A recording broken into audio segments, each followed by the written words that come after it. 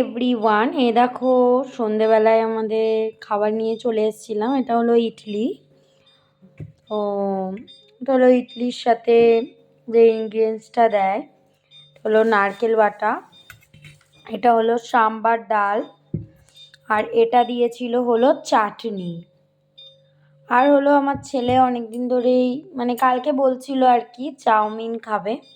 তো ওর জন্য এই যে আমাদের ব্যান্ডেলের চোখের খিদে দোকান থেকে এই চাউমিনই ও খেতে ভালোবাসে। একদম কোনো রিচ নেই, কোনো তেল মশলা একদম কম, সে পুরো হাক্কা নুডলস টাইপের। তো এই চাউমিনটা আমার ছেলের জন্য এনেছিলাম মাস্ট। তো তো ওটাই তোমাদের সাথে শেয়ার করলাম। তো কেমন হয়েছে বন্ধুরা অবশ্যই জানিও। টাটা, সবাই ভালো থাকবে, সুস্থ থাকবে আর নিজের খেয়াল রাখবে।